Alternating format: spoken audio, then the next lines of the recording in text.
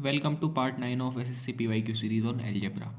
ये सवाल पूछा गया था एसएससी सीजीएल टीयर 2 के अंदर। इस सवाल में हमें n की वैल्यू दी हुई है और हमसे root n plus one upon root n की वैल्यू पूछी जा रही है।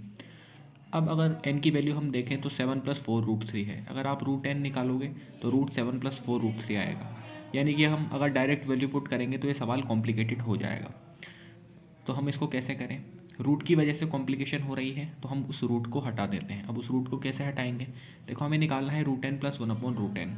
तो उसकी वैल्यू क्या होगी? Root n square plus one upon root n. आप इसको सॉल्व करोगे तो ये आएगा रूट एन का स्क्वायर यानी कि एन, तो n plus one upon root n. ठीक है। अब दिक्कत किसकी वजह से है? दिक्कत इस रूट की वजह से है। तो हम ऐसा करते हैं, इस रूट को हटा देते हैं। अब हम क्या करेंगे? हमें इसकी वैल्यू निकालनी है। ये था तो ये इसके बराबर है, यानी कि हमें इसकी वैल्यू निकालनी है। अब इसकी वैल्यू निकालने के लिए हम क्या करेंगे? इसको स्क्वायर कर देंगे। फिर स्क्वायर करके इसकी वैल्यू पता लगा लेंगे, मतलब इसके स्क्वायर की वैल्यू पता लगा लेंगे और फिर वापस से अंडर रूट लगा के इसकी वैल्यू पता लगा लेंगे। ठीक है। तो हम ये करने वाले हैं, स्क्वायर कर रहे हैं ताकि रूट हट जाएगा। जैसे ही हम स्क्वायर करेंगे तो एन प्लस वन का स्क्वायर हो जाएगा और यहाँ से रूट हट जाएगा एन। तो इसको हमने एक्स मान लिया तो ये एक्स स्क्वायर हो जाएगा। लेकिन हमें ध्यान रखना, एक्स की वैल्यू निकालनी है, एक्स स्क्वायर की नहीं निकालनी। तो ये एक्स स्क्वायर ये हो गया। फिर आप जब सॉल्व करोगे तो एन प्लस वन क्या आएगा? 8 प्लस 4 रूट 3, तो इसका स्क्वायर हो जाएगा और नीचे हम एन लिख देंगे। फिर 8 प्लस 4 रूट 3 का स्क्वायर आप सॉल्व करोगे ए प्लस बी के होल स्क्वायर के फॉर्मूले से, तो ये आएगा और नीचे हम वही लिख देंगे जो लिखा हुआ था पहले।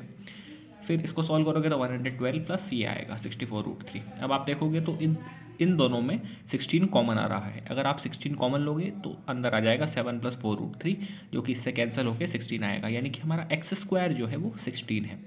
यहाँ से आप एक्स की वैल्यू निकालोगे जो कि हमें निकालनी थी, तो वो प्लस माइनस 4 आएगी। लेकिन तो यानी कि हमारे दो आंसर आ रहे हैं, लेकिन अब दो आंसर तो नहीं हो सकते, आंसर तो एक ही हो सकता है।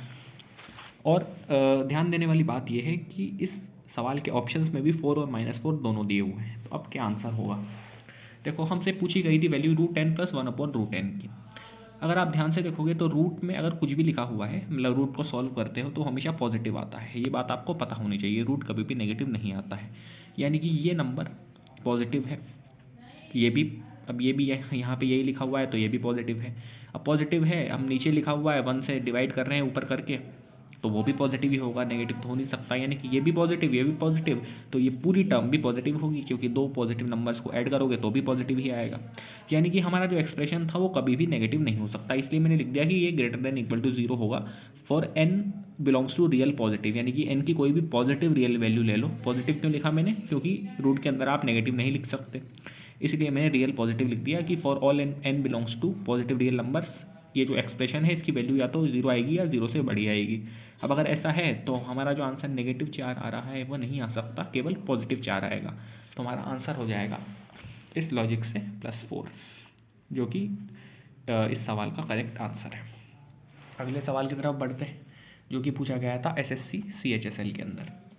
अब इन सवालों को हम यूजुअली जैसे सॉल्व करते हैं वैसे ही करेंगे। ये आपस में इक्वल हैं, ऐसा करते हैं हम इसको 1 के इक्वल मान लेते हैं। कोई बुराई नहीं है 1 के इक्वल मानने में। अब जैसे ही आप ये करोगे तो यहाँ से इसको और इसको सॉल्व करोगे तो क्या आएगा? एक्स की वैल्यू बी प्लस सी। इसको सॉल्व करोगे तो वाई की वैल्यू आ जाएगी सी प्लस ए, क्रॉस मल्टीप्लाई करके। उसी प्रकार से जेड की वैल्यू आ जाएगी ए प्लस बी। ठीक है। अब हम ऑप्शंस चेक करते हैं कि अगर हम एक्स वाई जेड की ये वैल्यूज डाल दें तो कौन सा ऑप्शन है जो सेटिस्फाई हो रहा है। फर्स्ट अगर चेक करें तो फर्स्ट में हमें निकालना है X minus Y upon B minus A. अब अगर आप x माइनस वाई निकालोगे तो क्या आएगा? x की वैल्यू है b प्लस सी, वाई की वैल्यू है c प्लस ए। इन दोनों को आप सब्ट्रैक्ट करोगे तो c यहाँ से कैंसिल हो जाएगा, तो हमारा क्या आएगा? b माइनस ए अपॉन बी माइनस ए, यानी कि 1। उसी प्रकार से जो दूसरी टर्म दी हुई है फर्स्ट वाले ऑप्शन में, वो आप अगर निकालोगे तो वो भी 1 आएगी, क्योंकि इसकी वैल्यू c माइनस बी आएगी। उसी प्रकार से ये भी 1 आएगी। यानी कि ये तीनों वैल्यूज़ बराबर हैं। तो मैं लिख सकता हूँ कि देयरफॉर ये जो है ये बराबर आ रहे हैं। और ऐसा कहाँ दे रखा है? हमने फर्स्ट ऑप्शन चेक किया था, यानी कि फर्स्ट ऑप्शन हमारा करेक्ट है। अगर ये कंडीशन सेटिस्फाई होगी तो ये कंडीशन भी सेटिस्फाई हो जाएगी। तो ऑप्शन फर्स्ट हमारा करेक्ट आंसर होगा। अगले सवाल की तरफ बढ़ते हैं। अगला सवाल जो कि पूछा गया था एसएससी सीजीएल टीयर 1 के अंदर। अब ये एक ईजी क्वेश्चन है, लेकिन मैं इसको इसलिए करा रहा हूँ क्योंकि वैल्यूज़ पुट करके भी आप सॉल्व कर सकते हो। क्योंकि हमें दिया हुआ है कि एक्स वाई जो है दोनों पॉजिटिव नंबर्स हैं, यानी कि 0 भी नहीं है, वो 0 से बड़े हैं। एक्स वाई की वैल्यू 8 है, यानी कि उन दोनों नंबर्स का प्रोडक्ट जो है 8 है। तो हमें 2x प्लस वाई की मिनिमम वैल्यू बतानी है। अब इसमें आप पुट करके भी देख सकते हो कि एक्स वाई की कौन सी ऐसी वैल्यूज़ हैं जिनके लिए ये मिनिमम होगा, लेकिन आपको कॉन्सेप्ट भी पता होना चाहिए। तो कॉन्सेप्ट से इसको कैसे करेंगे, देखो मिनिमम वैल्यू सवाल में हम ये वाली इनइक्वालिटी यूज़ करते हैं, Q M greater than equal to A M greater than equal to G M greater than equal to H M, जहाँ पे क्यू एम होता है क्वाड्रेटिक मीन, ए एम होता है अर्थमेटिक मीन और जी एम होता है ज्योमेट्रिक मीन और एच एम होता है हार्मोनिक मीन।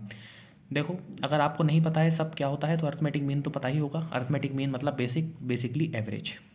हमें क्या निकालना है, 2x प्लस वाई निकालना है। तो हम दो नंबर्स मान लेते हैं, एक नंबर 2x और एक नंबर y। ऐसा हम क्यों कर रहे हैं अभी आगे देखते हैं। एक नंबर है 2x, दूसरा नंबर है y, तो उसका एवरेज क्या आएगा। अब देखो अगर आप ये जो कंडीशन दी हुई है वहाँ से y निकालोगे तो क्या आएगा 8/x, यानी कि हमारा पहला नंबर तो हो जाएगा 2x और दूसरा नंबर जो y था वो क्या हो जाएगा 8/x, यानी कि ये दो नंबर्स हैं। अगर इन दो नंबर्स का हम एवरेज निकालेंगे तो आएगा 2x प्लस 8x/2। एवरेज निकालना आपको आता है, अर्थमेटिक मीन निकाल लिया। अब अगर आपको क्वाड्रेटिक मीन नहीं पता है तो वो ये होता है कि जो हमारे नंबर्स हैं उनका आप पहले इंडिविजुअली स्क्वायर कर लीजिए और फिर उनके स्क्वायर जो है उनको ऐड कर लीजिए। स्क्वायर करा फिर ऐड कर दिया, ठीक है। फिर क्या कीजिए, जैसे एवरेज में 2 से डिवाइड किया था वैसे 2 से डिवाइड कर लीजिए। अगर 3 नंबर होते हैं तो 3 से डिवाइड करते हैं और फिर अंडर रूट भी लगा लीजिए। ये होता है क्वाड्रेटिक मीन। ज्योमेट्रिक मीन नहीं पता है आपको, ज्योमेट्रिक अगर नहीं पता है तो बता देता हूँ कि उन नंबर्स को हमें मल्टीप्लाई करना होता है। तो 2x और 8/x को मल्टीप्लाई करेंगे, फिर जितने नंबर्स होते हैं उस हिसाब से हम पावर लगाते हैं।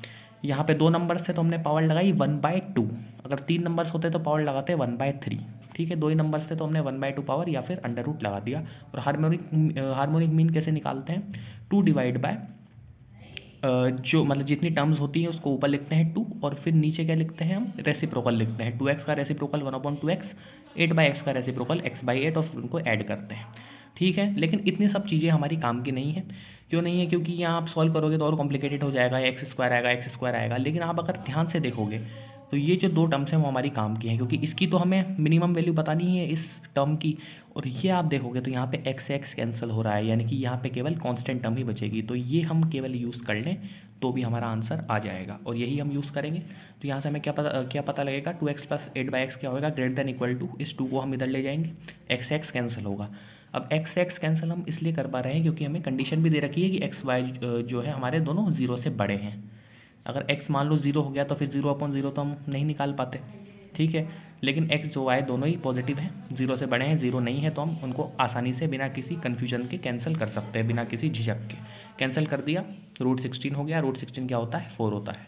देखो √16 4 ही होता है, -4 मत करना भाई, ये लोगों को बहुत कन्फ्यूजन देता है कि +-4, ठीक है ना, +4 ही आएगा। तो 2 × 4 हो गया। फिर आप इसको आगे सॉल्व करोगे तो 8 आएगा, यानी कि ये ग्रेटर देन इक्वल टू होगा 8। हमें क्या करना था, इसकी मिनिमम वैल्यू निकालनी थी। अब इसकी वैल्यू या तो 8 आएगी या 8 से बड़ी आएगी। अब अगर ऐसा है तो मिनिमम वैल्यू क्या हो जाएगी, 8 हो जाएगी, ठीक है। तो 2x प्लस 8/x की मिनिमम वैल्यू 8 आएगी, या 8/x जो था वो क्या था, y था, क्योंकि हमने x y इक्वल टू 8 था यहाँ से निकाला था y की वैल्यू। तो हम वापस से 8/x को y रख देंगे तो इसकी मिनिमम वैल्यू आ चुकी है 8। तो इस तरीके से हम कॉन्सेप्ट से भी इसको सॉल्व कर सकते हैं। हमारा ऑप्शन 4 करेक्ट हो जाएगा। अगले सवाल की तरफ बढ़ते हैं। देखो ये सवाल जो कि पूछा गया था SSC CHSL के अंदर। अब पहले देखते ही इसको लगता है कि हम वैल्यूज़ पुट करके कर लेते हैं, लेकिन अब वैल्यूज़ पुट करने में इसमें दिक्कत आ सकती है। मतलब दिक्कत तो नहीं आएगी इसमें आप, लेकिन आपको एक बात ध्यान रखनी पड़ेगी कि x y z तीनों की वैल्यूज़ अलग अलग पुट करनी पड़ेगी। अगर आपने x y z तीनों की वैल्यू अलग अलग पुट नहीं करी तो फिर आपका आंसर नहीं आएगा। मतलब आप ऑप्शन एलिमिनेट कर पाओगे लेकिन फिर भी एक आंसर नहीं आ पाएगा, क्योंकि कुछ 2 एक्सप्रेशन ऐसे होंगे जिनकी सेम ही वैल्यू आएगी उसके बाद भी। तो ये बात भी ध्यान रखनी पड़ेगी आपको कि ABC मतलब x y z इन सब की अलग अलग वैल्यूज़ पुट करनी है। लेकिन हम सिंपली जब वैल्यू पुट करते हैं तो हम सिंप्लीफिकेशन के लिए कभी x = y = z भी मान लेते हैं, लेकिन उससे ये सॉल्व नहीं होगा। तो आप वैल्यू पुट करके भी कर सकते हो, लेकिन उससे भी लंबा हो जाएगा ये सवाल। अगर आप वैल्यू पुट करके करोगे, आप x y z सबकी वैल्यू पुट करोगे, फिर ABC इनकी वैल्यू निकालोगे, फिर उन ABC की वैल्यू सब में पुट कर करके देखोगे, फिर देखोगे कि कौन सा मैच हो रहा है। तो इसलिए हमें कॉन्सेप्ट पता कर लेते हैं। कॉन्सेप्ट इसमें ज़्यादा बड़ा नहीं है। देखो हमें दे रखा है xy/x + y क्या है, a है। ऐसा करते हैं, एक बार रेसिप्रोकल करते हैं। रेसिप्रोकल करेंगे तो आएगा x + y/xy। रेसिप्रोकल हमने किया है दोनों साइड, तो यहाँ रेसिप्रोकल हो गया x + y/xy, a का रेसिप्रोकल हो गया 1/a। तो इसकी वैल्यू क्या हो जाएगी, अब x + y/xy है, तो अगर अलग अलग करेंगे तो क्या हो जाएगा 1/x + 1/y। इसकी वैल्यू आ चुकी है 1/a। इसी तरीके से दूसरी टर्म हमें ये दी हुई थी, तो यहाँ से हम निकालेंगे तो 1/b की वैल्यू क्या आएगी, 1/x + 1/z। उसी तरीके से हम जब तीसरा एक्सप्रेशन जो दिया हुआ था वहाँ से निकालेंगे तो 1/c की वैल्यू आएगी 1/y प्लस 1/z। ठीक है, अब मैंने यहाँ ऊपर ऊपर क्या लिखा हुआ था, सबसे ऊपर कि हमें x की वैल्यू निकालनी है। यहाँ पे लिखा हुआ था देन x इक्वल्स, अब x की वैल्यू हमें निकालनी है इन एक्सप्रेशन से। तो हम ऐसा करते हैं y z को एलिमिनेट कर देते हैं। y z को एलिमिनेट हम कर देंगे तो x ही बचेगा a b c के टर्म्स में। अब y z को एलिमिनेट या हटाएंगे कैसे, y z की वैल्यूज पुट करके हटाएंगे। ठीक है, तो ऐसा करते हैं हम सेकंड इक्वेशन से, हमको एलिमिनेट क्या करना है, वाई जेड इन दोनों को एलिमिनेट करना है। तो इनकी वैल्यूज पुट करेंगे जब भी वो एलिमिनेट होंगे। तो सेकंड इक्वेशन से हम ऐसा करते हैं 1/z की वैल्यू निकालते हैं, क्या आएगी 1/b माइनस 1/x। उसी तरीके से थर्ड इक्वेशन से भी 1/z की वैल्यू निकालते हैं, वो क्या आएगी 1/c माइनस 1/y। अब ये दोनों ही 1/z की वैल्यूज़ है तो इनको भी हम इक्वल कर सकते हैं। इनको इक्वल करेंगे तो 1/b minus 1/x equal to ये आएगा। लेकिन आप अभी भी देखोगे तो यहाँ पे अभी भी y आ रहा है, x की वैल्यू तो हमें निकालनी है और b और c से हमें दिक्कत नहीं है, लेकिन y आ रहा है यहाँ पे। y को एलिमिनेट करना पड़ेगा। अब y को हम एलिमिनेट कहाँ से करें, y को एलिमिनेट करने के लिए हम इक्वेशन फर्स्ट यूज़ करेंगे, क्योंकि फर्स्ट इक्वेशन में x और y ही दे रखे हैं। x तो हमें निकालना ही है तो x आ भी जाएगा, उससे कोई दिक्कत नहीं है। a आ जाएगा, उससे हमें कोई दिक्कत नहीं है। लेकिन यहाँ पे y भी दिया हुआ है, जैसे ही हम 1/y की वैल्यू पुट करेंगे तो वो a और x के टर्म्स में आ जाएगी, तो y एलिमिनेट हो जाएगा। इसीलिए हम फर्स्ट इक्वेशन से क्या करेंगे 1/x की वैल्यू पुट कर देंगे, 1/x क्या 1/y की वैल्यू पुट कर देंगे। 1/y क्या होता है 1/a माइनस 1/x। फिर इस इक्वेशन में ये वैल्यू डालेंगे तो क्या हो जाएगा 1/c माइनस 1/y की जगह हो जाएगा 1/a माइनस 1/x। फिर जब आप इस इक्वेशन को आगे सॉल्व करोगे तो ये आएगा। फिर इसको आगे सॉल्व करोगे तो 1/b, इसको आप इधर ले आओ, इसको उधर ले जाओ तो क्या बोलते हैं 2/x हो जाएगा। ये 1/x ऐड होगा और इसको भी यहाँ लाओगे तो 1/a हो गया। फिर इसको पूरा सॉल्व करोगे तो ac minus ab plus bc/abc आएगा, इसकी वैल्यू 2/x आएगी। फिर आप वापस से रेसिप्रोकल कर दोगे इसका तो abc ऊपर चल जाएगा, ये नीचे आ जाएगा, x/2 आ गया। x की वैल्यू यहाँ से 2abc/ac क्या आएगी ac minus ab plus bc। लेकिन वहाँ ऑप्शन में bc पहले लिखा हुआ था तो मैंने इसको रीअरेंज कर लिया ac plus bc minus ab। तो हमारा आंसर जो होगा वो थर्ड ऑप्शन में हमें दिया हुआ है। अब देखो आंसर थर्ड ऑप्शन में था, आप अलग अलग वैल्यूज़ लेके पुट करते तो आपको फर्स्ट ऑप्शन चेक करना पड़ता, फिर सेकंड, फिर थर्ड, और वहाँ पे भी पहले आपको ABC की वैल्यू निकालनी पड़ती, तो वो थोड़ा लंबा हो सकता था। यहाँ हमने कुछ नहीं किया, आपको थोड़ी लंबी चौड़ी प्रोसेस लग रही होगी, लेकिन हमने ज़्यादा कुछ नहीं किया। सिंपल सी बात है, देखो हमें x निकालना है तो YZ नहीं आने चाहिए हमें। YZ हमारे लिए अनवांटेड हो गए, YZ को एलिमिनेट कर लेते हैं। अब YZ को एलिमिनेट कैसे करेंगे, उनकी वैल्यूज पुट करके, जैसे मैंने यहाँ 1/z की वैल्यू निकाली थी वैसे ही आप शुरुआत 1/y से भी कर सकते हो। इस इक्वेशन से 1/y निकाल लो, उसी प्रकार से इस इक्वेशन से 1/y निकाल लो। तो ऐसे भी शुरुआत कर सकते हो, ऐसे कुछ ज़रूरी नहीं है 1/z से ही शुरुआत करनी है। बस बेसिक फंडामेंटल ये है कि z और y को हमें एलिमिनेट करना है, और वो हमने एलिमिनेट कर लिया। इस इक्वेशन तक तो वो एलिमिनेट नहीं हुए थे, लेकिन y की वैल्यू मैंने फर्स्ट इक्वेशन से रखी तो वो एलिमिनेट हो गए। तो इस तरीके से इस क्वेश्चन को सॉल्व करेंगे। मैंने आपको मेथडोलॉजी भी समझा दी, मेंटल मैप बता दिया, किस तरीके से हमने इसको अप्रोच किया है। मिलते हैं आगे की वीडियोज़ में।